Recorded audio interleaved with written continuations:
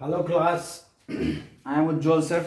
मैं आप सबका स्वागत करता हूं अपने इस क्लास में जिसका नाम है फिजिक्स 12th एनसीईआरटी अध्याय नंबर 11। और हम लोग चैप्टर आज स्टार्ट करने वाले हैं अध्याय नंबर 11 को बच्चों, जिसका नाम है विकिरण एवं द्रव्य की द्वैत प्रकृति। ठीक है, dual nature of radiation and matter. ये आज हमारा चैप्टर स्टार्ट करने वाला है। उम्मीद करते हैं आप सभी पढ़ाई कर रहे होंगे, ढेर सारी मोटिवेटेड होंगे, ढेर सारे पढ़ाई के प्रति आप पूरी तरह से जुनून से भरे हुए होंगे, ये हम उम्मीद करते हैं। ठीक है, आप 12th क्लास के बिल्कुल अंतिम सिरे पर खड़े हैं। अगर इस समय अगर आपने अपना थोड़ा सा अगर ध्यान जो है ना अभी छोड़ा, अगर कुछ भी समय के लिए छोड़ा बच्चों, तो समस्या और तकलीफ हो सकती है। ठीक है, तो आप बिल्कुल जो है बच्चों सेल्फ मोटिवेटेड रहें, अपने काम को जो है ना तवज्जो दें। जितने सारे काम आप करते हैं, अच्छी या खराब जो भी करते हैं, आप जितना तवज्जो से करते हैं उसी तवज्जो के साथ आप पढ़ाई भी करेंगे, उम्मीद है ऐसा। ठीक है, चलो देखिए, dual nature of radiation and matter, ये हम लोग स्टार्ट करेंगे बच्चों। इसमें स्टार्ट करने से साथ साथ हम लोग यहाँ पर पढ़ने वाले हैं। सबसे पहले जो हम लोग पढ़ेंगे वो पढ़ेंगे 11.1, जिसका नाम क्या है, भूमिका। क्या नाम है बच्चों, भूमिका। इंट्रोडक्शन, आज हम लोग इसका इंट्रोडक्शन देखने वाले हैं बच्चों। ठीक है, इस चैप्टर का आज हम लोग इंट्रोडक्शन करने वाले हैं। ठीक है बच्चों, इस चैप्टर का आज हम लोग क्या करने वाले हैं, इंट्रोडक्शन। चलिए तो इंट्रोडक्शन शुरू करते हैं, शुरू किया जाए। आज का कार्रवाई जो है वो शुरू किया जाए, है ना। तो देखिए बच्चों, सन 1800 देखिएगा, ये थियोरटिकल टॉपिक है, थियोरटिकल चैप्टर है बच्चों। तो थ्योरी को देखिएगा आप, अधिक से अधिक कोशिश कीजिएगा, जितना अधिक से अधिक हो सके थ्योरी जो है वो यहीं से आप वीडियो से देख लें और बुक्स को एक बार देख लें तो आपको याद हो जाएगी। अगर आपने वीडियोज को भी खूब अच्छे से देख लिया बच्चों, आपको थ्योरी पढ़ने की आवश्यकता नहीं पड़ेगी। सन 1870 ईस्वी में, ठीक है बच्चों, सन 1870 ईस्वी में खोज हुई थी। किसकी खोज हुई थी, 1870 ईस्वी में बच्चों, सन 1870 ईस्वी में खोज हुई थी। वो खोज हुई थी किसकी, तो बच्चों इस साल जो है हमारे सन 1870 ईस्वी में हमारे विलियम क्रुक्स नाम के वैज्ञानिक थे। कौन थे, विलियम क्रुक्स। ठीक है, विलियम क्रुक्स 1870 ईस्वी में। ये विलियम क्रुक्स नाम के जो वैज्ञानिक थे बच्चों, उन्होंने कैथोड किरण का, किसका, कैथोड किरण, ओके, कैथोड किरण की खोज की थी बच्चों। किसकी खोज की थी, सन 1870 ईस्वी में विलियम क्रुक्स नाम के जो वैज्ञानिक, उन्होंने किसका खोज किया, कैथोड। ठीक है ना, कैथोड क्रुक्स, कैथोड क्रुक्स। ठीक है, 1870 ईस्वी में कैसे खोज किया उसने कैथोड किरण का, क्या प्रयोग किया बच्चों, उन्होंने एक प्रयोग किया। ठीक है, एक प्रयोग कर, है ना, इस वैज्ञानिक ने बच्चों एक प्रयोग कर इसका नाम रखा। ठीक है ना, एक प्रयोग किया, एक प्रयोग चल रहा था उस समय पर, जिस प्रयोग को देख करके उन्होंने इसको कैथोड किरण कहा। कैसे कहा बच्चों, तो एक हमारे पास क्या थी, एक नलिका विसर्जन, एक नलिका विसर्जन लिया गया। ठीक है, एक नलिका विसर्जन लिया गया बच्चों। ठीक है, उसमें 0.001 mm का, mm की पारा स्तंभ, ठीक है ना, पारा स्तंभ को इलेक्ट्रोड के रूप में प्रयोग किया गया। ठीक है, इलेक्ट्रोडों के रूप में प्रयोग किया गया, के रूप में प्रयोग किया गया। ठीक है, प्रयोग किया गया। ठीक है, इलेक्ट्रोडों के रूप में प्रयोग किया गया बच्चों। ठीक है, उसके बाद इस नलिका विसर्जन में, इस नलिका विसर्जन में कम दाब पर, कौन से दाब पर, कम दाब पर विद्युत क्षेत्र, ठीक है, इस नलिका विसर्जन में कम दाब पर गैस का प्रवाह कर विद्युत क्षेत्र आरोपित किया गया। विद्युत क्षेत्र क्या किए गए, विद्युत क्षेत्र आरोपित किए गए। ठीक है, विद्युत क्षेत्र आरोपित किए गए। ओके बच्चों, विद्युत क्षेत्र आरोपित किए गए। क्या आरोपित किए? विद्युत क्षेत्र आरोपित किए गए, है ना, विद्युत क्षेत्र का आरोपण हुआ। ठीक है, ओके, विद्युत क्षेत्र आरोपित किए गए बच्चों। और विद्युत क्षेत्र आरोपित करने के बाद फिर क्या होगा भाई? अब क्या होगा? तो उन्होंने देखा बच्चों कि कैथोड इलेक्ट्रोड से, कौन से इलेक्ट्रोड से? कैथोड इलेक्ट्रोड से। ठीक है, कैथोड इलेक्ट्रोड से। ठीक है ना, कहानी को समझना, किससे? कैथोड इलेक्ट्रोड से। ठीक है, विसर्जन शुरू हो गए, है ना, कैथोड इलेक्ट्रोड से विसर्जन प्रारंभ हो गया। ठीक है, या फिर प्रारंभ विसर्जन होता है, जैसा ही ऐसे किया जाता है, किए गए, तो कैथोड इलेक्ट्रोड से विसर्जन प्राप्त हुआ।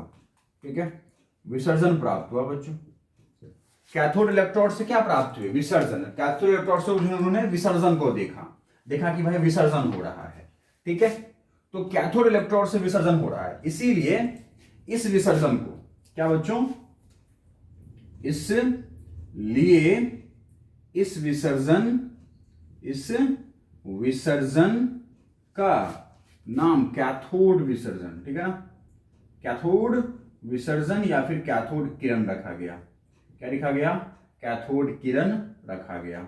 ठीक है, ये जो भी विसर्जन शुरू हुए बच्चों, ठीक है ना, एक नलिका ली गई, एक नली लिया गया, एक ट्यूब लिया गया, उस ट्यूब में जो है ना गैस भरी गई कम दाब पर, 2 इलेक्ट्रोड लिए गए पारा का, ठीक है ना, और उसमें विद्युत क्षेत्र प्रवाहित किया गया। तो विद्युत क्षेत्र प्रवाहित करने के बाद बच्चों, पारा क्या है? धातु राशि है ना, एक धातु है ना, तो उसमें जैसे विद्युत क्षेत्र प्रवाहित की गई, तो विद्युत क्षेत्र प्रवाह करने के बाद क्या देखा गया कि भाई बहुत सारे कैथोड इलेक्ट्रोड से बहुत सारे विसर्जन प्राप्त हुए, विसर्जन हो रहा है, कैथोड इलेक्ट्रोड से बहुत सारे कण निकल रहे हैं। ठीक है ना, विकिरण हो रहा है, वहां से विकिरण हो रहा है, प्रकाश से निकल रही है। ठीक है ना, कण का विसर्जन, कण निकल रही है, तो इसलिए इस विसर्जन का नाम क्या रखा गया बच्चों? कैथोड किरण कहा गया। ठीक है ना, कैथोड विसर्जन कहा गया। कैथोड विसर्जन जो है, उस कैथोड विसर्जन में कौन शामिल थे? कैथोड किरण शामिल था।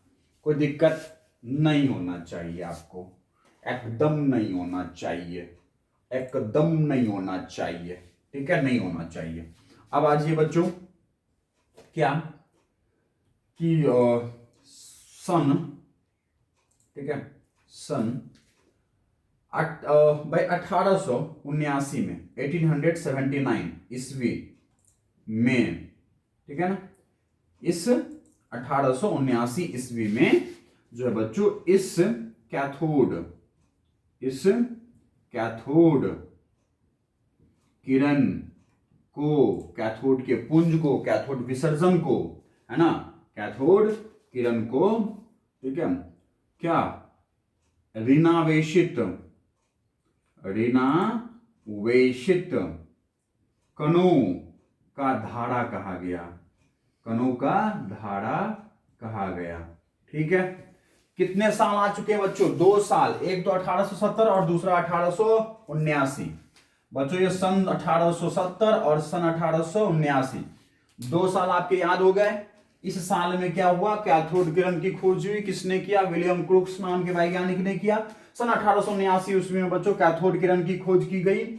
और कैथोड किरण को मतलब 79 में कैथोड किरण को क्या कहा गया बच्चों? ऋणावेशित कणों का धारा कहा गया। कहा गया कि भाई ये ऋणावेशित कण है।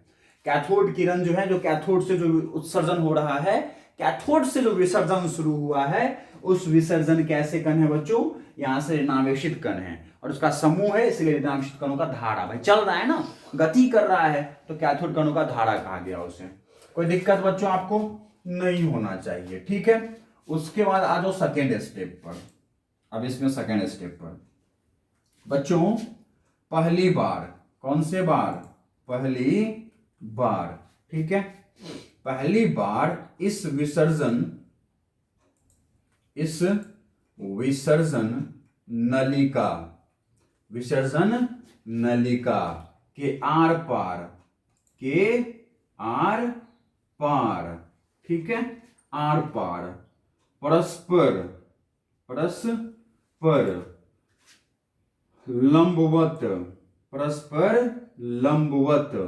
विद्युत एवं चुंबकीय क्षेत्र विद्युत एवं चुंबकीय क्षेत्र, ठीक है, चुंबकीय क्षेत्र का, ठीक है, पहली बार इस विसर्जन नलिका के आर पार परस्पर लंबवत विद्युत एवं चुंबकीय क्षेत्र का, ठीक है, प्रयोग कर या फिर चुंबकीय क्षेत्र का, है ना, स्थापना कर, ठीक है, ऋणावेशित कण का,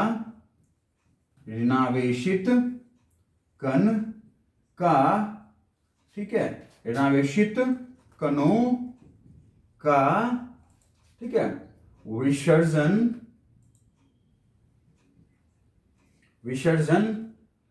विसर्जन जे थॉम्सन द्वारा,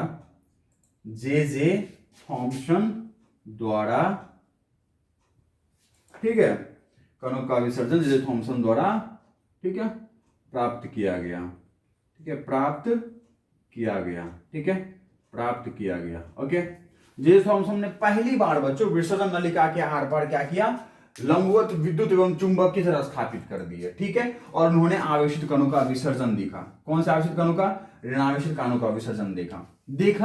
और इससे उन्होंने क्या किया बच्चों, इससे उन्होंने, ठीक है, इस प्रयोग से उन्होंने, ठीक है ना, इस प्रयोग से उन्होंने आवेश द्रव्यमान, ठीक है, आवेश एवं द्रव्यमान, आवेश एवं उसके द्रव्यमान, आवेश एवं उसी आवेश का द्रव्यमान, आवेश एवं उसके द्रव्यमान का अनुपात दिया, ठीक है, अनुपात दिया या अनुपात ज्ञात किया, ठीक है, अनुपात ज्ञात किए। उन्होंने क्या किए बच्चों, क्या किए, उन्होंने इस प्रयोग के बाद उन्होंने आवेश और उसके द्रव्यमान का अनुपात ज्ञात किया, ठीक है, और इस अनुपात का मान, इस अनुपात, कौन सा अनुपात बच्चों, E बटा में M, है ना, आवेश और बटा में उसके द्रव्यमान, इस अनुपात, ठीक है ना, इस अनुपात का मान बच्चों 1.76 गुना 10 के घात 11, ठीक है ना, कूलाम और केजी, कूलाम पर केजी, ठीक है, दिया गया, ठीक है, दिया गया। उन्होंने इस अनुपात का मान कितना बताया बच्चों, 1.76 मल्टीप्लाई 10 के घात 11 कूलाम पर केजी दिया, ठीक है।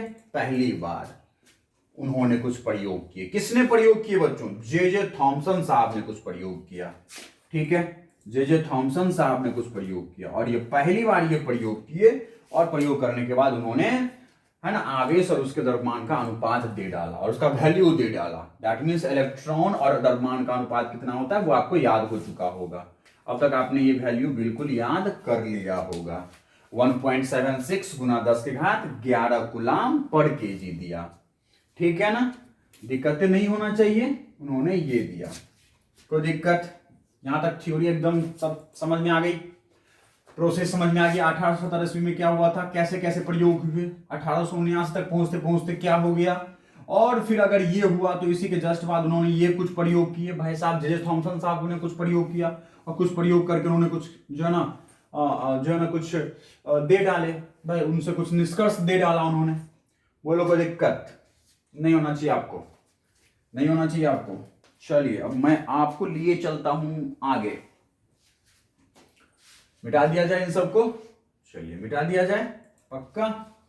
चलिए अब इसके बाद मैं आपको आगे लिए चलता हूं। क्या आपको ये कैमरे में, आपके इस कैमरे में विजिबल है? विजिबल है बिल्कुल। तो क्यों ना हम एक दो लाइन थ्योरी और नीचे ही जो है लिख दे, अपने इस कैमरे में स्थापित कर दें, ठीक है। चलिए देखिए बच्चों, अब आते हैं बच्चों हम लोग 1887 ईस्वी में, सन 1887 ईस्वी में आते हैं बच्चों, ठीक है, सन 1887 ईस्वी में आते हैं।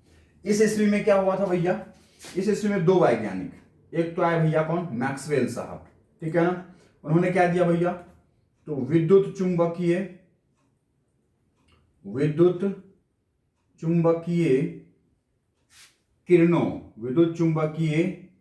किरणों की प्रकृति, कैसी होती है ना, किरण की प्रकृति कैसी होती है, विद्युत चुंबकीय किरणों की प्रकृति एवं, ठीक है, चुंबकों की प्रकृति एवं संसूचन के लिए कि उसका संसूचन कैसे होगा, कैसे पता चलेगा कि भाई विद्युत चुंबकीय किरण निकल रहे हैं, विद्युत चुंबकीय किरणों का उत्सर्जन हो रहा है, कैसे पता चलेगा, ठीक है ना। प्रकाश अगर कहीं पर चल रहे हैं तो वो विद्युत चुंबकीय किरण के रूप में है ना विकिरण हो रहे हैं, विद्युत चुंबकीय विकिरण हो रहा है, वो कैसे पता चलेगा। तो संसूचन के लिए उन्होंने, ठीक है, संसूचन के लिए विद्युत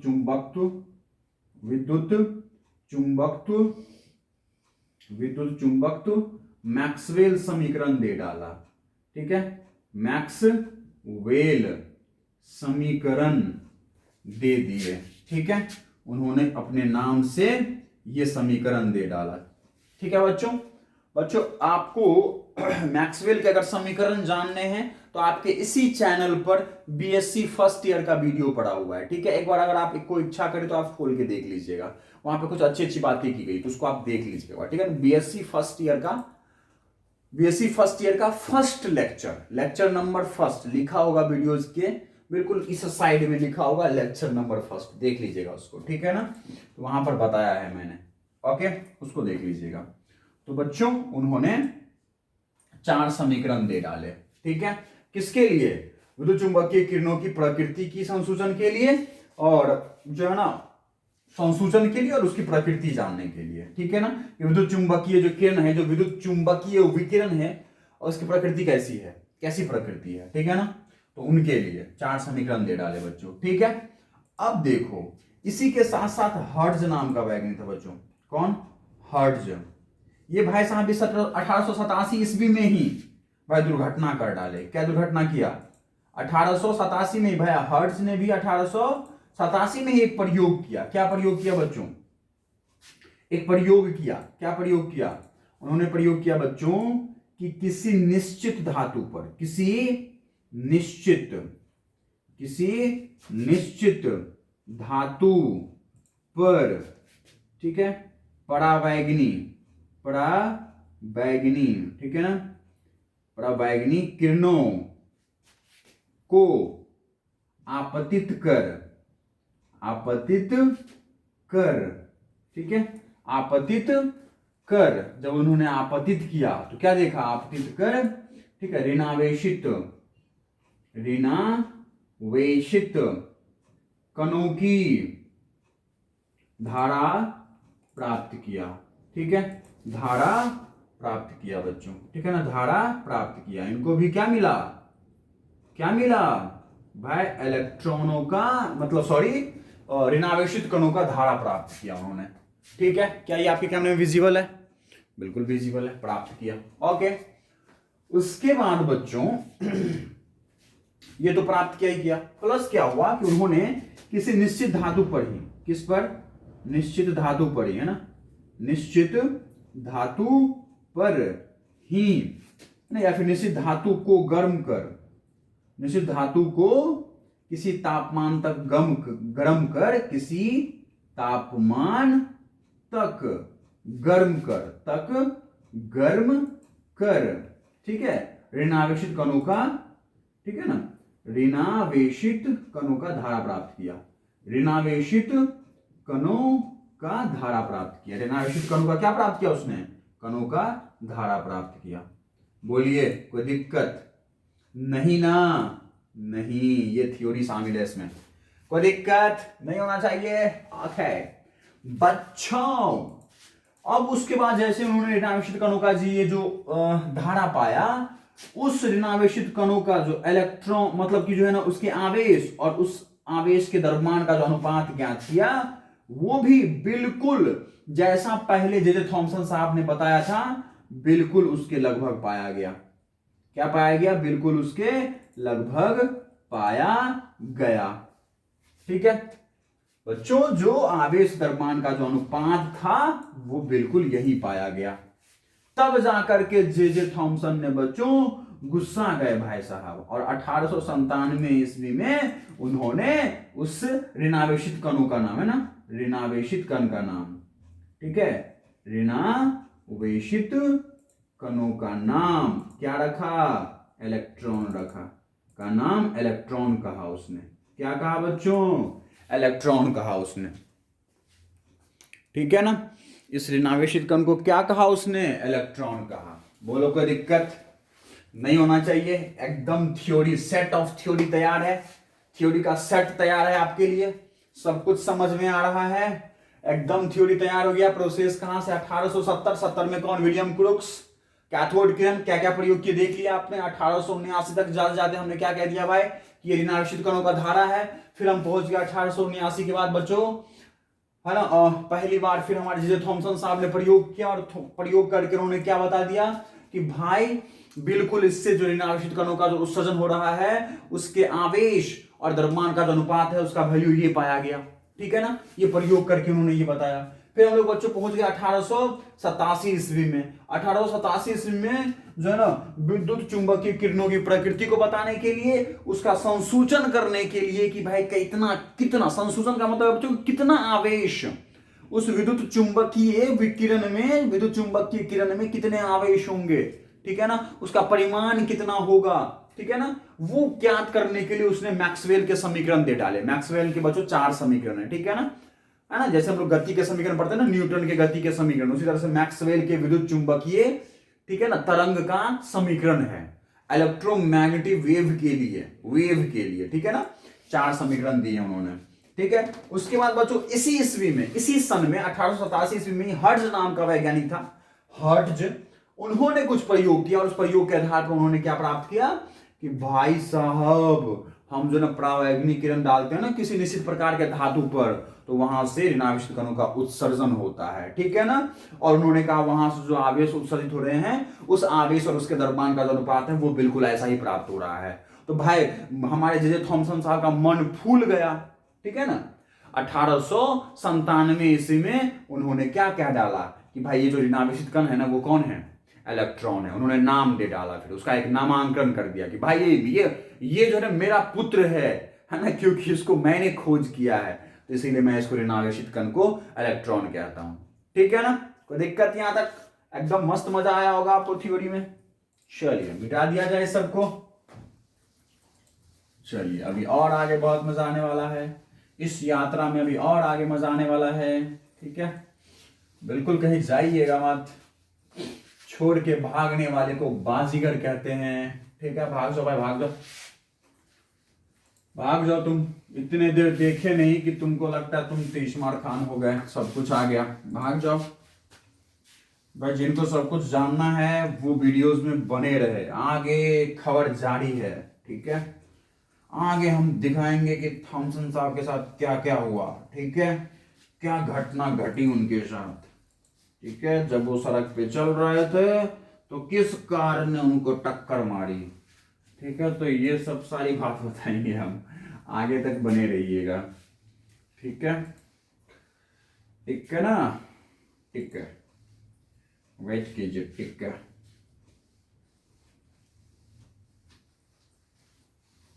चलिए भाई साहब, चलिए आगे बढ़िए। अब हम कह रहे हैं आपको क्या किया भाई, हमने आपको 1897 तक लेके चला गया बच्चों 19वीं शताब्दी के अंत में, किसमें? 19वीं शताब्दी के अंत में, ठीक है ना, शताब्दी के अंत में, ठीक है ना। इस नलिका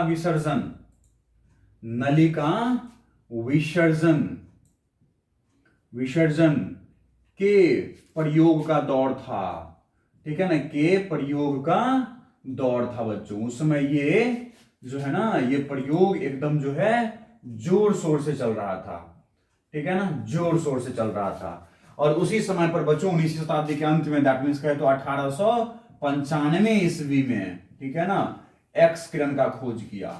कौन से किरण का? एक्स किरण का, ठीक है। एक्स किरण की खोज हुई बच्चों, ठीक है ना। इस एक्स किरण का खोज किसने करके दिया? तो बच्चों रुंटगेन ने दिया। किसने दिया? रुंटगेन ने दिया, ठीक है। 95 ईस्वी में, इसी नलिका विसर्जन के प्रयोग के दौरान, ठीक है ना, नलिका विसर्जन के प्रयोग के दौरान ही इसकी स्थापना हुई बच्चों, ठीक है ना, कोई दिक्कत? ओके। 1887 ईस्वी में बच्चों हर्ट्ज नाम के वैज्ञानिक थे, और कौन थे? हर्ट्ज नाम के वैज्ञानिक थे और कौन थे? मैक्सवेल थे, जिन्होंने क्या किया?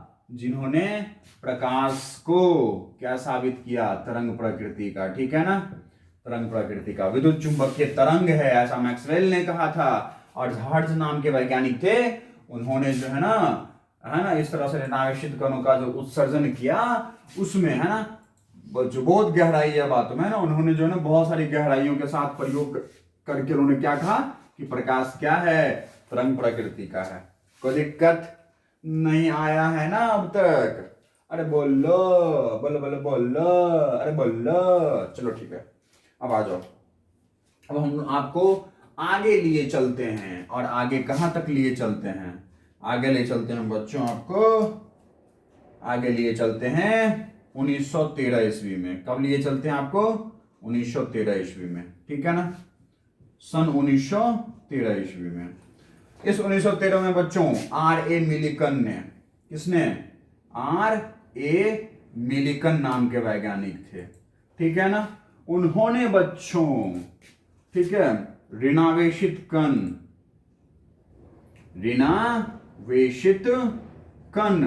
इलेक्ट्रॉन पर आवेश, है ना, आवेश का मान बताया, ठीक है ना, मान बताया। ओके, किसका मान बताया?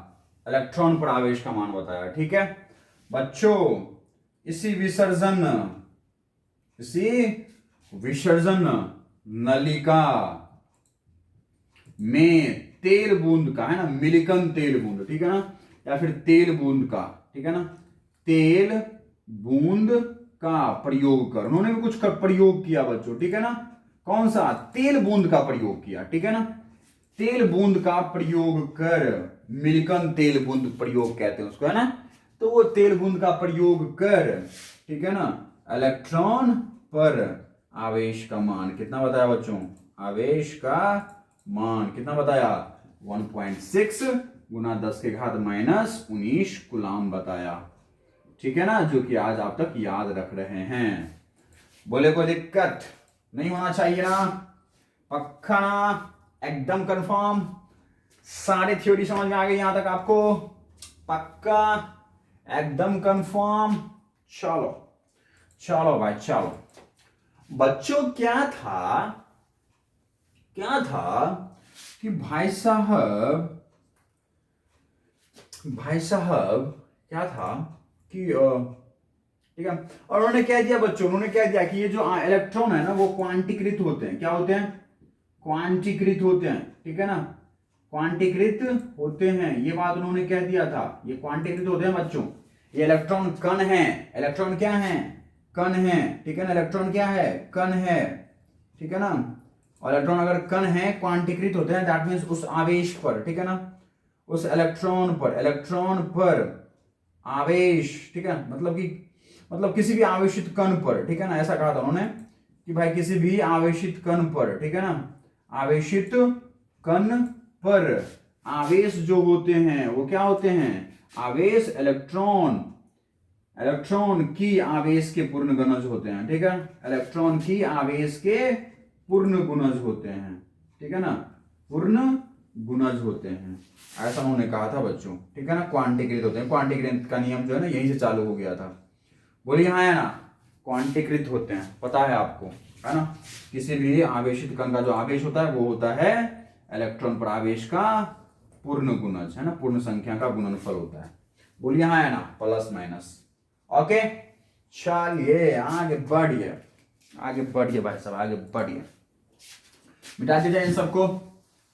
ये भी समझ में आ गया आपको? थ्योरी समझ में आ गई? ये सब पक्का आ गई? ओके ओके बच्चों, ओके।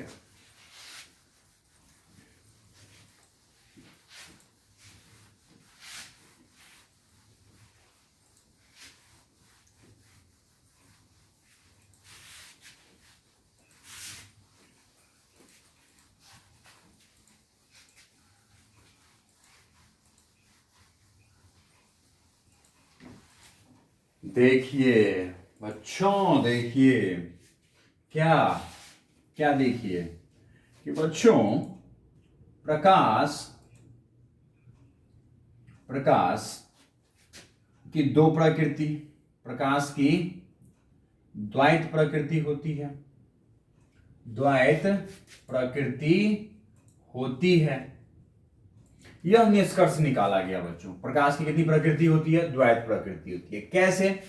तो बच्चों सबसे पहले प्रकाश की कणिका की प्रकृति, ठीक है ना, प्रकाश की कणिका की प्रकृति दिया गया है ना, कणिका की प्रकृति दिया गया, ठीक है, ठीक है। कणिका का सिद्धांत दिया गया। भाई प्रकाश जो है वो कण होते हैं, ऐसा सिद्धांत सबसे पहले बच्चों आइजक न्यूटन ने दिया था। बीएससी का फर्स्ट लेक्चर का वीडियो बच्चों आप लोग जाके देख लीजिएगा प्लीज, आपसे आग्रह है।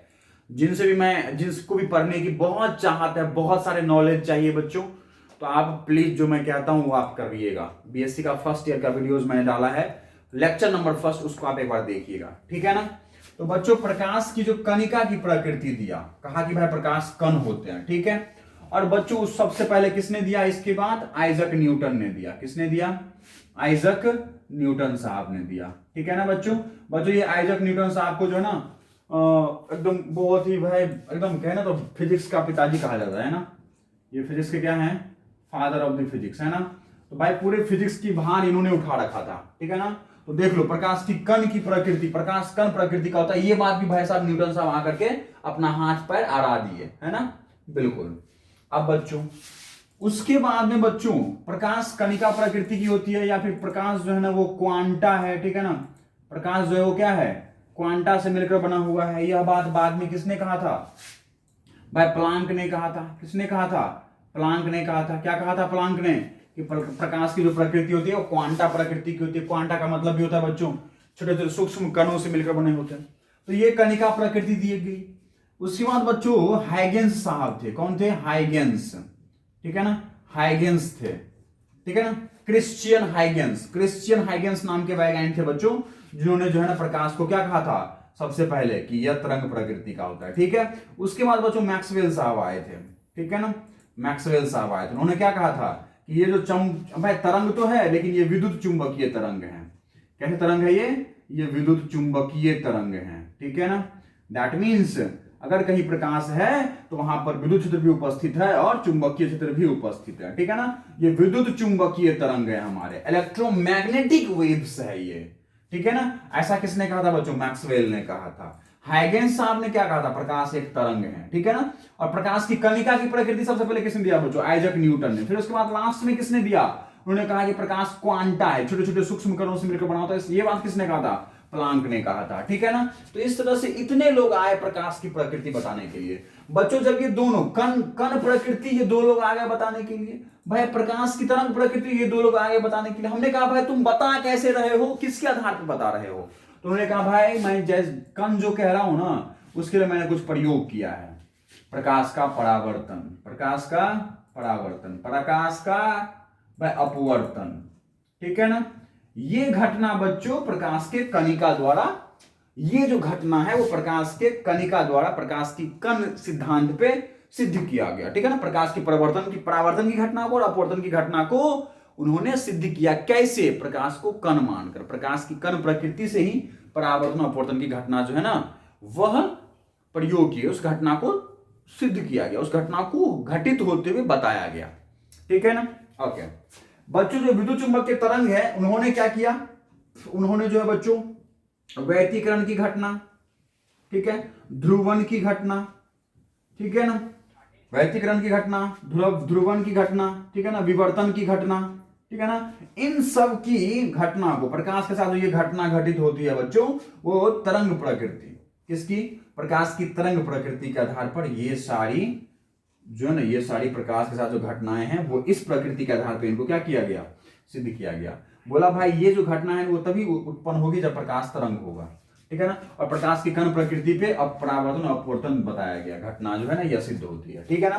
तो इस प्रकार से बच्चों जब ये इतने सारे कण प्रकृति पे भी कुछ बातें हमारी सिद्ध हो रही थी, तरंग प्रकृति पे भी कुछ बातें सिद्ध हो रही थी, तो हमने कहा कि भाई चलो ठीक है तुम सबकी बात मानते हैं, इकट्ठे हम बात मान लेते हैं और क्या कहते हैं कि प्रकाश किस प्रकृति का होता है? द्वैत प्रकृति का, dual nature. Light has dual nature, light has dual nature, द्वैत प्रकृति का होता है। ठीक है ना, ऐसी बात कह दिया गया, बोलिए है ना बच्चों, यह भी आप अपनी थ्योरी में जो है ना कह सकते हैं। ठीक है ना, द्वैत प्रकृति का माना गया। कोई दिक्कत बच्चों नहीं ना? ओके। अब बच्चों जो प्रकाश की कण प्रकृति है, उस कण प्रकृति घटना को और कुछ लोगों ने समझा पाया। मैं और कोई घटना भी प्रकाश की कण प्रकृति से सिद्ध होती थी। ठीक है, वो कौन सा है?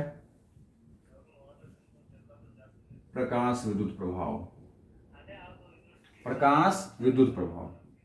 दूसरा है बच्चों कॉम्पटन प्रभाव, कॉम्पटन प्रभाव। तीसरा है बच्चों रमन प्रभाव। ठीक है, ये कुछ प्रकार की जो है ना बच्चों, ये कुछ प्रकार की जो है हमारे पास, ठीक है, घटनाएं हैं प्रकाश के साथ, जो कि कण प्रकृति के आधार पर ही बताया गया। ठीक है ना, और यही वाली चैप्टर आप अभी भी पढ़ रहे हैं, प्रकाश विद्युत प्रभाव की घटना हम लोग इसमें देखने वाले हैं। ठीक है ना, कौन सी प्रकृति से? प्रकाश की कण प्रकृति से। ठीक है ना, कण प्रकृति से। तो बच्चों जो हमारे आइंस्टाइन साहब थे, भाई आइंस्टाइन, समझ रहे हो? आइंस्टाइन, भाई आइंस्टाइन साहब, ठीक है ना, ये कहां पीछे रहने वाले थे? तो आइंस्टाइन साहब ने बच्चों प्रकाश की क्वांटा का सिद्धांत दिया था, प्रकाश की क्वांटा का सिद्धांत। ठीक है ना, क्वांटा की सिद्धांत, ठीक है ना, सिद्धांत पर सहमति जताई थी। ठीक है, सहमति जताई। भाई सबसे पहले क्वांटा का सिद्धांत किसने दिया? प्लांक ने दे दिया, लेकिन ये आइंस्टाइन साहब उन्होंने कहा कि हाँ भाई ये बिल्कुल सहमति है मेरी कि ये क्वांटम सिद्धांत पर आधारित है। ठीक है ना बच्चों, क्वांटा सिद्धांत पर आधारित है। ठीक है ना, बिल्कुल। प्रकाश कौन है, कौन सिद्धांत का है? क्वांटा सिद्धांत का है। ठीक है ना, उन्होंने बच्चों प्रकाश का जो है ना, प्रकाश का है ना, प्रकाश का उत्सर्जन या अवशोषण, प्रकाश का उत्सर्जन या अवशोषण, प्रकाश का उत्सर्जन या फिर अवशोषण। ठीक है ना, अवशोषण उन्होंने बताया, कहा कि प्रकाश उत्सर्जित हो सकती है, अवशोषित हो सकती है। कैसे? प्रकाश है ना, प्रकाश क्वांटा के रूप में। किसके रूप में? क्वांटा। ठीक है ना, प्रकाश क्वांटा के रूप में बच्चों क्या हो सकती है? अवशोषित हो सकती है और उत्सर्जित हो सकती है। तो प्रकाश उत्सर्जित होती है और अवशोषित होती है। कैसे? क्वांटा की प्रकृति रख करके। प्रकाश की क्वांटा प्रकृति होती है, कण की प्रकृति होती है, उसी कण की प्रकृति से वो उत्सर्जित होता है और अवशोषित होता है। ठीक है ना, कोई दिक्कत? अभी थ्योरी समझ में आ गई आपको? नहीं आई, ये सब नहीं आई। अगर नहीं आई तो बच्चों फिर मेरे साथ डिस्कस कीजिएगा, आप क्वेश्चन लेकर के आइएगा। ठीक है ना, क्लास में फिर हम लोग डिस्कस करेंगे। कोई दिक्कत नहीं होना चाहिए बच्चों। उन्हें क्या कहा भाई, आइंस्टाइन साहब ने क्या कहा कि बच्चों प्रकाश का अगर कहीं से उत्सर्जन हो रहा है, विकिरण का उत्सर्जन हो रहा है, मैंने आपको शुरुआत में बता दिया कि प्रकाश को ही विकिरण कहा गया। तो अगर किसी सतह से प्रकाश का विकिरण हो रहा है, प्रकाश का उत्सर्जन हो रहा है, तो उसमें से क्वांटा निकलेंगे। भाई क्वांटा निकलेगा। अब ये क्वांटा क्या बच्चों? इस क्वांटा का मतलब है कि ये ऊर्जा का पैकेट है। ठीक है ना, ये ऊर्जा का पैकेट है। ठीक है ना, ऊर्जा का क्या है? ये पैकेट है। ठीक है, ऊर्जा का ये बंडल है।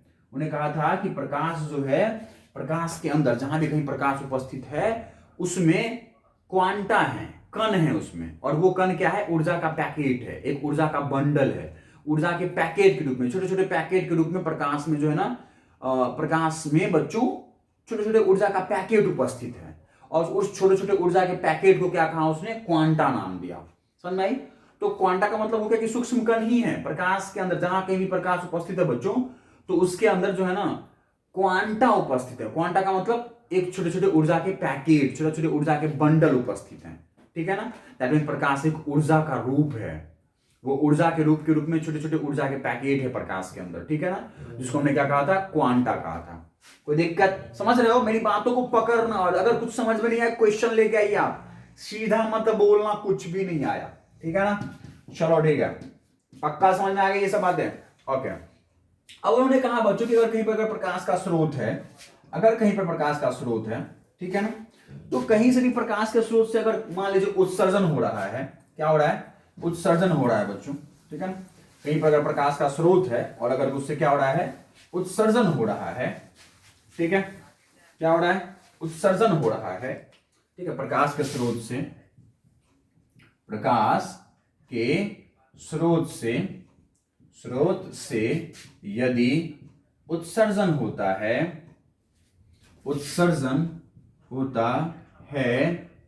ठीक है, या अवशोषण होता है, ठीक है, अवशोषण होता है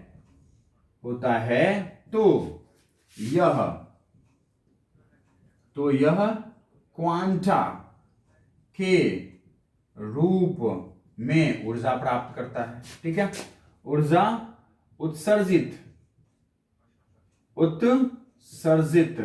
या अवशोषित करती है, ठीक है, उत्सर्जित या अवशोषित करती है, ठीक है ना, अवशोषित करती है वह वस्तु, ठीक है।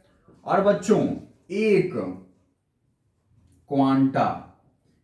क्वांटा का ऊर्जा, ठीक है, एक क्वांटा का ऊर्जा, एक छोटे सूक्ष्म कण का ऊर्जा वो कितना होता है, वो होता है बच्चों प्लांक नियतांक एवं प्रकाश की आवृत्ति के गुणनफल के बराबर, ठीक है ना, प्लांक नियतांक एवं प्रकाश के आवृत्ति, प्रकाश के पास बच्चों क्या होंगी, आवृत्ति होगी, ठीक है ना, फ्रीक्वेंसी होगा, ठीक है, फ्रीक्वेंसी होगा, आवृत्ति होगा, ठीक है।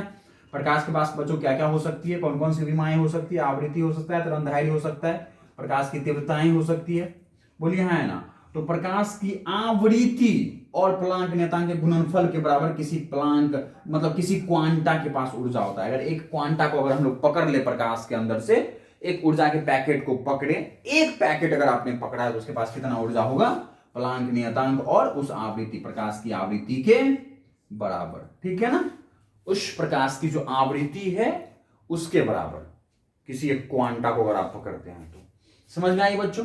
अगर किसी को एक क्वांटा ऊर्जा मिल रहा है प्रकाश से तो इसका मतलब उसको कितना ऊर्जा मिला है, h न्यू के बराबर।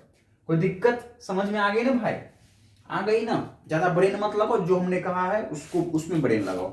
समझ में आ गई पक्का आपको बात, एकदम आपको बात समझ में आ रही है, एकदम कंफर्म। बच्चों यहाँ पर द्वैत प्रकृति चल रही है प्रकाश का, समझ में आएगा कौन सा घटना भाई कण प्रकृति से सिद्ध होता है और कौन सा घटना जो है हमारे तरंग प्रकृति से होता है, समझ में आ गई बच्चों पक्का। आइंस्टाइन साहब क्या करने आए थे यहाँ पर, समझ में आ गई बात, आइंस्टाइन साहब क्या कहे थे ये भी समझ में आ गई पक्का, पक्का ना बच्चों। उन्होंने क्या कहा, द्वैत प्रकृति के होते प्रकाश, क्यों होते समझ में आ गई, कुछ घटना कण से सिद्ध हो रही थी, कुछ घटना तरंग से, कुछ घटना तरंग की सिद्धांत से सिद्ध नहीं हो पाया, कुछ घटना कण से सिद्ध नहीं हो पाया, तो हमने कहा भाई दोनों प्रकृति होती है प्रकाश की, बोलो हाँ या ना, चलो ठीक है। उसके बाद बच्चों आइंस्टाइन साहब ने क्या कहा था कि अगर प्रकाश जो है ना वो क्या है, तरंग है, प्रकाश क्या है, तरंग, प्रकाश तरंग है, और प्रकाश तरंग है तो वही प्रकाश कण भी है, क्या है, कण भी है, दैट मींस प्रकाश की दो प्रकृति, प्रकाश कण भी है और तरंग भी है। तो इसका मतलब हुआ कि भाई द्रव्य पदार्थ, कौन सा पदार्थ, द्रव पदार्थ, किसने कहा था बच्चों सबसे पहले, पदार्थ, सबसे पहले किसने कहा था, आइंस्टाइन ने दिमाग दे दिया था कि इसका मतलब है कि भाई जो द्रव पदार्थ है, द्रव है या फिर जो पदार्थ है वो भी एक कण माना जा सकता है, वो भी एक कण है, कोई बड़ा कण है कोई छोटा कण है। तो अगर पदार्थ हमारा, अगर कोई द्रव्य हमारा कण है तो इसका मतलब वो भी तरंग हो सकता है, बोलो हाँ या ना, बोलो। तो बच्चों कुछ दिनों पश्चात, कितने दिनों पश्चात, कुछ दिनों पश्चात, ठीक है ना, डी ब्रोगली की कल्पना आई। डी ब्रोगली ने सिद्ध नहीं किया बच्चों, कोई ऐसा प्रयोग नहीं किया उसने, बल्कि उन्होंने परिकल्पना दिया, ठीक है। परिकल्पना का मतलब क्या होता है, उन्होंने अपनी सोच दी, अपने नॉलेज के आधार पे, अपने ज्ञान के आधार पे परिकल्पना, ठीक है ना, किसने दिया बच्चों, है ना, डी ब्रोगली ने दिया, ठीक है ना, डी ब्रोगली ने दिया, ठीक है। हाँ, डी ब्रोगली ने क्या कहा कि भाई उन्होंने परिकल्पना दी बच्चों, परिकल्पना का मतलब ऐसा उनका मानना था, प्रयोग नहीं किया था, क्या कि जो द्रव्य हैं वह क्या होते हैं, वो भी तरंग प्रकृति के होते हैं, ठीक है, किस प्रकृति के होते हैं, तरंग प्रकृति के। और वो भी कौन से द्रव्य बच्चों, जो छोटे द्रव्यमान के, कितने छोटे, है ना, छोटे द्रव्यमान के हमारे पास जो द्रव्य हैं, ठीक है ना, छोटे द्रव्यमान का, ठीक है। जैसे इलेक्ट्रॉन, इलेक्ट्रॉन का द्रव्यमान बहुत छोटा होता है, इलेक्ट्रॉन एक कण है, आपको पता है ना। तो उस इलेक्ट्रॉन कण को उसने तरंग प्रकृति का, इलेक्ट्रॉन भी तरंग प्रकृति रखता है, यह बात उन्होंने सिद्ध किया था। ठीक है ना, समझ में आई बात। तो ये डी ब्रोगली साहब ने परिकल्पना की थी। तो ये पूरा का पूरा भूमिका है बच्चों आपका, ये पूरे के पूरे इंट्रोडक्शन में ये सारी बात लिखनी है आपको। समझ में आई बात, ये सारी बातें ध्यान रखनी है, कोई दिक्कत। चलिए अब चलते हैं बच्चों हम लोग सेकेंड टॉपिक पे। मैंने आपको पूरा का पूरा भूमिका तैयार कर दिया है, ठीक है। इस भूमिका के अंदर क्या क्या सारी बातें थी वो मैंने आपके लिए तैयार कर दिया है, ठीक है, एकदम तैयार कर दिया। क्या क्या घटना हुआ था, क्या क्या सब घटना हुआ, क्या क्या इन घटनाओं का निष्कर्ष निकला, ये सब सारी बातें मैंने आपके साथ डिस्कस कर ली है, ठीक है बच्चों। अब हम लोग चलते हैं इलेक्ट्रॉन उत्सर्जन पर, ठीक है, इलेक्ट्रॉन उत्सर्जन पर बच्चों, सेकेंड टॉपिक पर 11.2 पर, जिसका नाम क्या है, इलेक्ट्रॉन उत्सर्जन, ठीक है। 11.2 पर चल रहे हैं बच्चों, जिसका नाम क्या है, इलेक्ट्रॉन उत्सर्जन। क्या है ये, इलेक्ट्रॉन उत्सर्जन, ठीक है। इमिशन ऑफ इलेक्ट्रॉन भाई, इमिशन ऑफ इलेक्ट्रॉन, ठीक है ना, इमिशन ऑफ इलेक्ट्रॉन, ठीक है, इलेक्ट्रॉन का उत्सर्जन। कोई दिक्कत, पक्का नहीं है, चलिए पक्का नहीं भाई, चलिए ठीक है। इलेक्ट्रॉन का उत्सर्जन बच्चों आप सबको पता है क्या, कि धातु में मुक्त इलेक्ट्रॉन उपस्थित होते हैं। कौन होते हैं, मुक्त इलेक्ट्रॉन उपस्थित होते हैं, मुक्त इलेक्ट्रॉन उपस्थित होते हैं, बोलिए हाँ या ना, पक्का। बच्चों धातु पदार्थ की चालकता, धातु पदार्थ की चालकता इसी मुक्त इलेक्ट्रॉन के आधार पर, ठीक है, धातु पदार्थ की चालकता का गुण बच्चों इसी मुक्त इलेक्ट्रॉन के आधार पर व्यक्त किया जाता है, ठीक है, व्यक्त किया जाता है। अगर इलेक्ट्रॉन के मतलब अगर धातु के पास बच्चों चालकता का गुण है, चालकता, कंडक्टिविटी, ठीक है, चालकता क्या होता है, विद्युत को चालित करने का, विद्युत का चालन होगा, ऐसा पदार्थ जिससे होकर के धारा प्रवाह कर सकती है। तो धातु पदार्थ के अंदर चालकता का गुण होता है बच्चों, यह चालकता गुण किसी कारण होता है, तो उसमें बहुत सारे क्या होते हैं, मुक्त इलेक्ट्रॉन होते हैं। क्या होते हैं, मुक्त इलेक्ट्रॉन। बच्चों धातु में मुक्त इलेक्ट्रॉन ही उसके चालकता का गुण प्रदर्शित करता है। यह बात समझ में आ गई, पक्का बच्चों, चलो ठीक है बच्चों। उसके बाद समझिएगा क्या, कि धातु में उपस्थित, ठीक है, उपस्थित ये मुक्त इलेक्ट्रॉन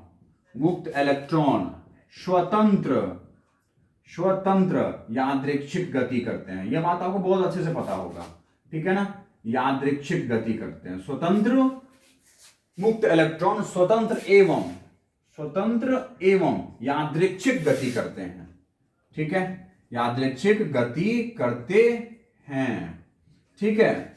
और यह मुक्त इलेक्ट्रॉन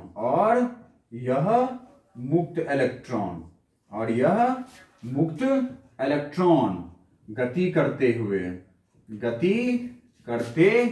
हुए पृष्ठ पर पहुंच जाते हैं, ठीक है ना, पृष्ठ पर पहुंच जाते हैं। कहां पहुंच जाते हैं बच्चों, पृष्ठ पर पहुंच जाते हैं, ठीक है, पहुंच जाते हैं, ओके, पहुंच जाते हैं। और फिर पुनः, ठीक है, फिर पुनः नाभिक में उपस्थित, ठीक है, प्रोटॉन द्वारा, किसके द्वारा, प्रोटॉन द्वारा, ठीक है, प्रोटॉन द्वारा आकर्षित कर लिए जाते हैं। क्या कर लिए जाते हैं, आकर्षित कर लिए जाते हैं, ठीक है, कर लिए जाते हैं।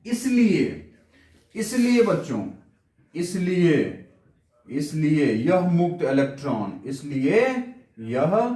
इलेक्ट्रॉन अपने पृष्ठ से बाहर नहीं जा पाते, अपने पृष्ठ से बाहर नहीं जा पाते हैं। इतनी बात तो समझने में किसी को तकलीफ नहीं होना चाहिए, बोलिए हाँ या ना। नहीं होना चाहिए भाई साहब, आपको पृष्ठ से बाहर ही नहीं जा पाते हैं, बोलो हाँ या ना, नहीं जा पाते हैं। इसका मतलब हुआ अर्थात इस मुक्त इलेक्ट्रॉन को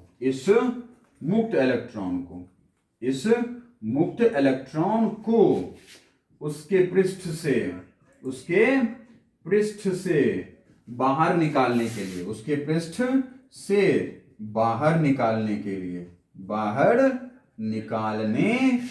के लिए अतिरिक्त ऊर्जा की आवश्यकता होती है। निकालने के लिए अतिरिक्त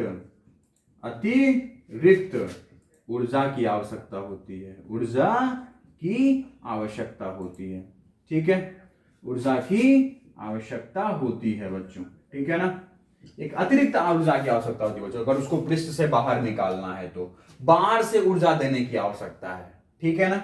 समझ में आई बात, बाहर से देना पड़ेगा। तो बच्चों एक मैं परिभाषा लिख रहा हूं, किसका पता है आपको, कार्यफलन का। किसका बच्चों, एक नया पद आ रहा है, वो आ रहा है कार्यफलन। क्या आ रहा है, कार्यफलन। इसको बच्चों हम लोग इंग्लिश में कहते हैं वर्क फंक्शन। क्या कहते हैं इसको, वर्क फंक्शन, कार्यफलन, ठीक है ना। इसको बच्चों हम लोग दिखाते हैं या तो फाई नोट से या फिर डब्लू नोट से, ठीक है। इसका परिभाषा दे रहा हूं मैं, क्या कि जब किसी मुक्त इलेक्ट्रॉन को लिख लीजिएगा, है ना, लिख लीजिएगा बच्चों, लिख लीजिएगा। जब किसी मुक्त इलेक्ट्रॉन को उसके पृष्ठ से बाहर निकालने के लिए, ठीक है, बाहर निकालने, इस लाइन को तो आपने लिख ही दिया होगा या फिर समझ ही गए होंगे। फिर उसके बाद इस लाइन को मैं रिपीट कर रहा हूं, कार्यफलन का मैं परिभाषा यहां पे दे रहा हूं बच्चों, ठीक है ना। क्या कि किसी मुक्त इलेक्ट्रॉन को ना किसी धातु से, ठीक है, उसके ठीक है ना, और यहां से मैं इन्वर्टेड कॉमा स्टार्ट कर रहा हूं, किसी धातु से उसके मुक्त इलेक्ट्रॉन को उसके पृष्ठ से बाहर निकालने के लिए दी जाने वाली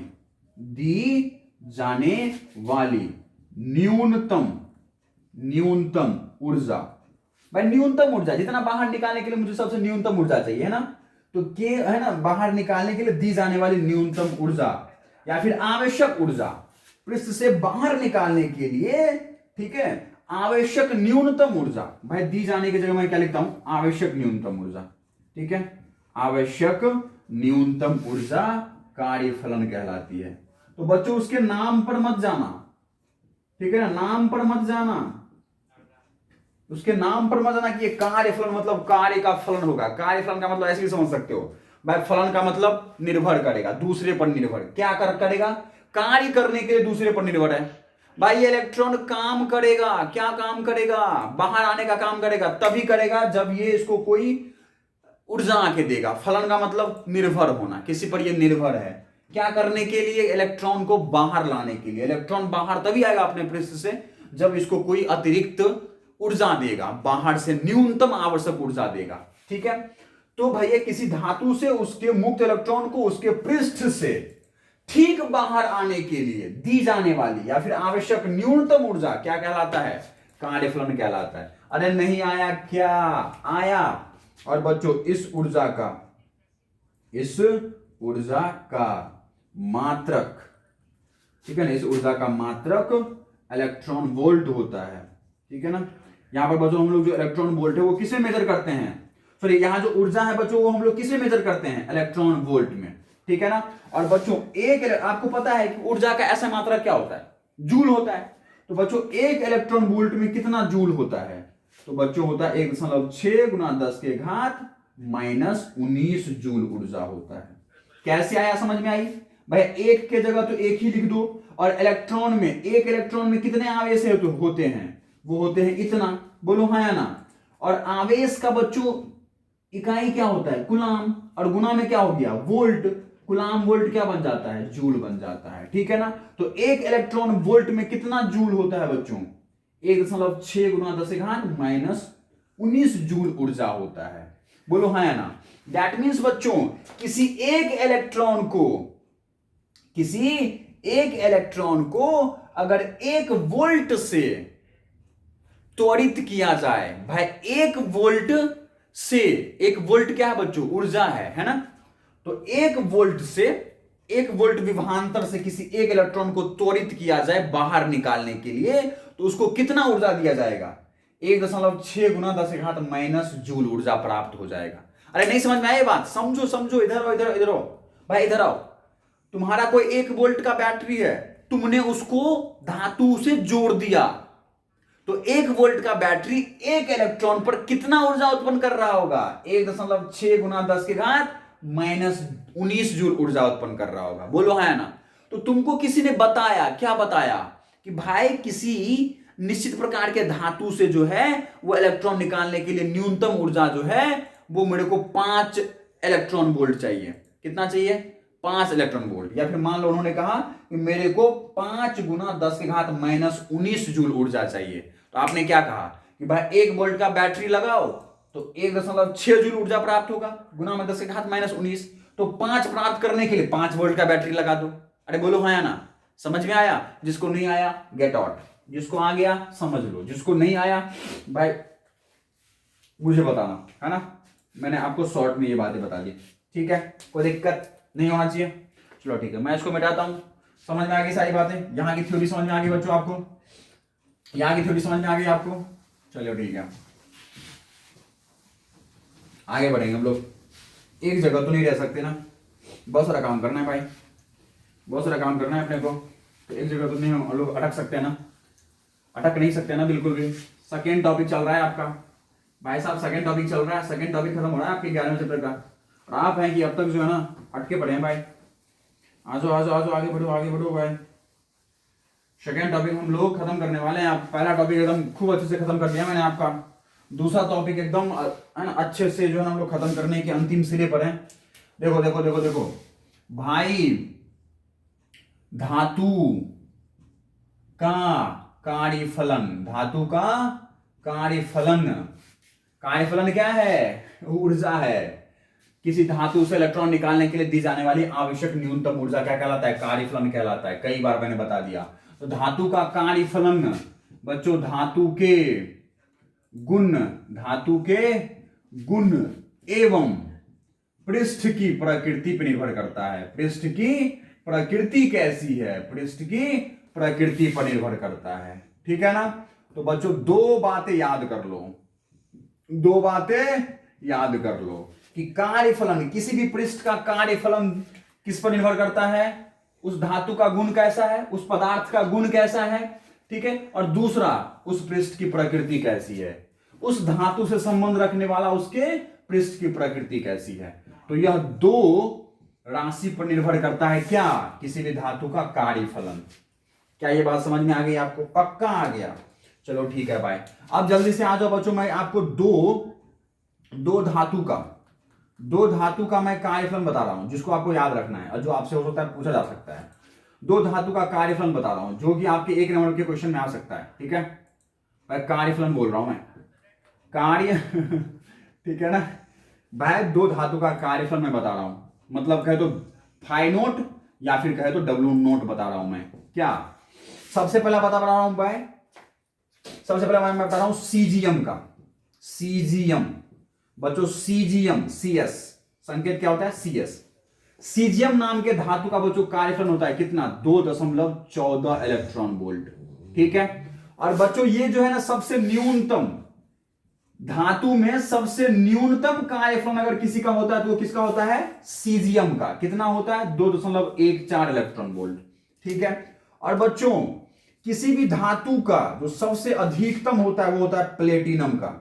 किसका होता है बच्चों, प्लेटिनम, पीटी का, ठीक है ना, पीटी का। प्लेटिनम का कार्यफलन सबसे अधिकतम होता है बच्चों, वो कितना होता है, 5.65 इलेक्ट्रॉन वोल्ट, ठीक है ना। ये सबसे अधिकतम है बच्चों। धातु में कार्यफलन का जो कार्यफलन जो है, जो दी जाने वाली जो आवश्यक न्यूनतम ऊर्जा है वो सबसे अधिक किसका होता है, प्लेटिनम का। सबसे अधिक देना पड़ता है इसको ऊर्जा, तब जाके इस धातु से जो है ना वो इलेक्ट्रॉन निकलता है, ठीक है। और सीजीएम को सबसे कम देना पड़ता है और फटाफट वो अपने पृष्ठ से जो क्या कर लेता है, इलेक्ट्रॉन बाहर निकाल के रख देता है। ठीक है बच्चों। बच्चों धातु, किसी धातु का, ठीक है, धातु की या फिर कहे तो अलग अलग धातु की, ठीक है ना बच्चों, अलग अलग धातु की कार्यफलन अलग अलग होती है। ठीक है, कार्यफलन का मान अलग अलग होता है। कार्यफलन का मान क्या होता है बच्चों? अलग अलग होता है। बोलो है ना, अलग अलग होता है।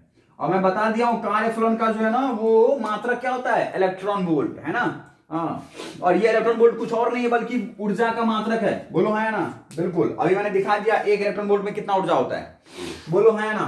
क्या ये सब थ्योरियां समझ में आ रही है भाई? आ रही है, पक्का आ रही है, एकदम कंफर्म। भाई अलग अलग धातु पर निर्भर करेगा कार्यफलन का मान, मतलब अलग अलग धातु का अलग अलग कार्यफलन का मान होगा। बोलो हाँ या ना, एकदम कंफर्म। ओके बच्चों, देखो उष्मा किस पर भाई? उष्मा के मान पर भी, उष्मा के मान पर भी, उष्मा के मान पर भी धातु का कार्यफलन निर्भर करता है। धातु का कार्यफलन निर्भर करता है। ठीक है ना बच्चों, उष्मा कितना दे रहे हो इस पर भी ये कार्यफलन निर्भर करता है। ठीक है ना, कोई दिक्कत?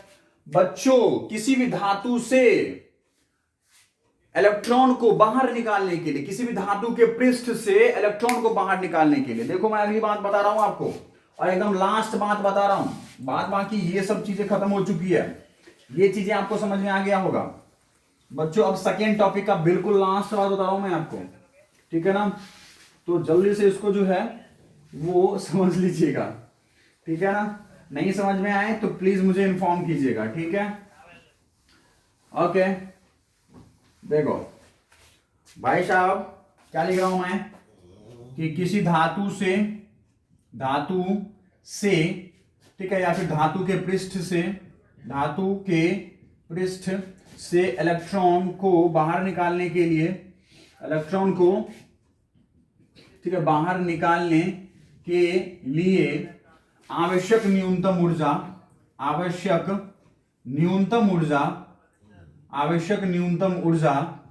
ठीक है, भौतिकी या फिर भौतिक के निम्न विधियों द्वारा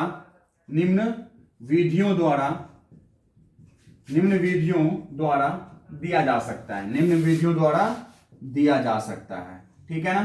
दैट मीन्स बच्चों ये कुछ निम्न विधि है जिसकी सहायता से आप किसी भी धातु को ऊर्जा दे सकते हैं और उससे इलेक्ट्रॉन बाहर निकाल सकते हैं। कौन कौन सी विधि है भाई?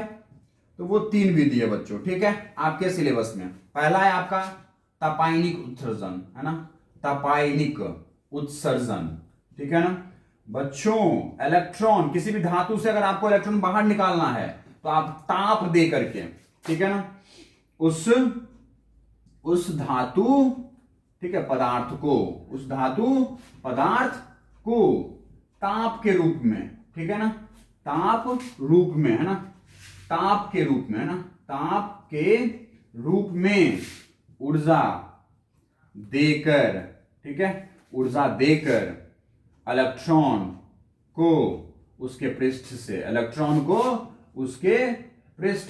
से बाहर निकाल सकते हैं, क्यों? क्योंकि जैसे ऊष्मा दोगे तो उसकी ऊर्जा बढ़ती जाएगी और जैसे ऊर्जा बढ़ती गई, जितना उसको बाहर निकलने के लिए ऊर्जा चाहिए था मिल गया, वो फटाक से बाहर आ जाएगा। बोलो है ना बच्चों। तो दूसरा है वो है क्या? क्षेत्र उत्सर्जन। अब ये क्षेत्र उत्सर्जन क्या होता है बच्चों? इसमें धातु को किसी विद्युत क्षेत्र में रखा जाता है। किस में रखा जाता है?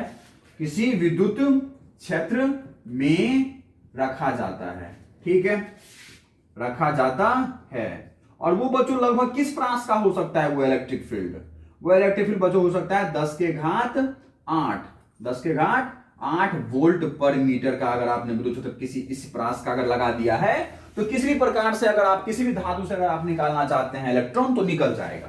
तो धातु को किसी विद्युत क्षेत्र में रखा जाता है तब ठीक है, तब आकर्षण बल धातु के इलेक्ट्रॉन पर कार्य करता है, धातु के इलेक्ट्रॉन पर कार्य करता है। मतलब ऐसा इलेक्ट्रिक फील्ड मैंने लगाया है कि वो इलेक्ट्रिक फील्ड जो है वह धातु के अंदर उपस्थित इलेक्ट्रॉन को खींच रहा है। ठीक है ना। तो बच्चों जैसे जैसे आप इलेक्ट्रिक फील्ड बढ़ाएंगे या फिर इलेक्ट्रिक फील्ड आपने लगाया किसी धातु के चारों तरफ, तो वो धातु क्या करता है, इलेक्ट्रॉन को खींचना शुरू करता है, आकर्षण बल बढ़ता जाता है। तो इलेक्ट्रॉन का अपने प्रोटॉन के साथ आकर्षण बल घटता जाता है और इस तरह से इलेक्ट्रॉन जो है आकर्षित बल धातु के इलेक्ट्रॉन पर कार्य करता है और आकर्षित होकर उत्सर्जित हो जाते हैं, और आकर्षित होकर क्या हो जाते हैं बच्चों, उत्सर्जित हो जाते हैं। ठीक है, समझ में आ गया ये उत्सर्जन, बोलो हाँ या ना। चलो ठीक है, तीसरा उत्सर्जन कौन सा भाई, तो तीसरा उत्सर्जन है बच्चों कौन सा, प्रकाश उत्सर्जन। ठीक है ना, प्रकाश उत्सर्जन। ठीक है बच्चों प्रकाश उत्सर्जन कैसे होगा, तो किसी धातु को, ठीक है, किसी धातु को, ठीक है, धातु को निश्चित आवृत्ति का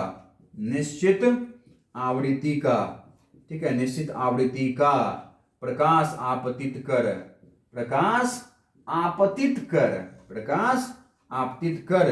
इलेक्ट्रॉन का उत्सर्जन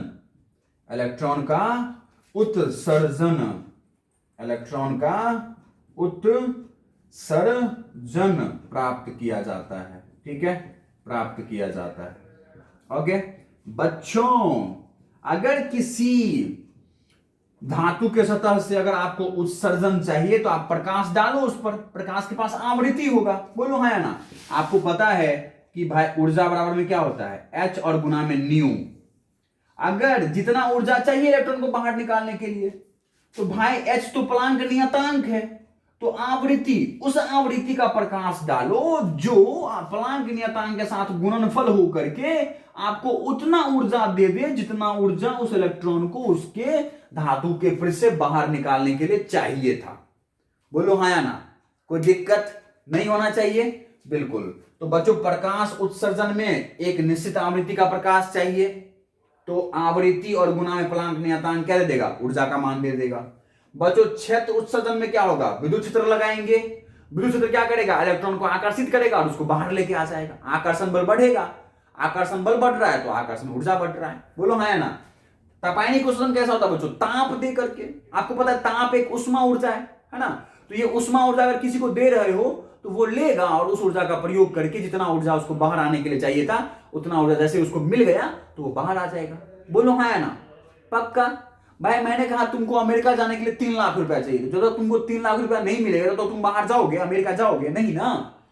तो 3 लाख रुपया मतलब उसको बाहर आने के लिए ऊर्जा चाहिए, तो ऊर्जा कहीं से मिलेगा, उष्मा के रूप में। भाई उष्मा कहीं पे हम खर्च कर रहे हैं तो उष्मा खर्च हो रहा है, तो उतना ऊर्जा ट्रांसफर हो रहा है उस धातु को, और उस धातु के इलेक्ट्रॉन को मिल रहा है, उतना मिला वो बाहर आ जाएगा, फटाफट खटाक से आ जाएगा, बोलो है ना। ये पूरा का पूरा क्लास था बच्चों आज की अपनी 2 टॉपिकों की 11वीं चैप्टर का। मुझे उम्मीद है कि आपको समझ में आया होगा। तीसरी टॉपिक हम लोग स्टार्ट करेंगे और उसका भी आनंद लेंगे अगले क्लासेस में। Thank you very much, bye bye. आप सभी पढ़ रहे होंगे और पढ़ाई के साथ जुड़े हुए होंगे, उम्मीद करते हैं बच्चों आनंद के साथ पढ़ते रहें, आनंद लेते रहें, पढ़ाई के साथ जुड़े रहें और मुझे जो है वह सुनते रहें, मेरी बात मानते रहें, है ना। उम्मीद है ऐसा ही आप सभी मान रहे हो, जितने भी पढ़ने वाले बच्चे हैं और जितने नहीं भी पढ़ने वाले बच्चे उन पर भी कुछ ना कुछ असर पड़ता होगा, उम्मीद करते हैं, है ना। तो बिल्कुल आप सब मुस्कुराते रहे, हंसते रहे, घर वालों का ख्याल रखें, अपना ख्याल रखें और पढ़ाई करते रहे। Thank you.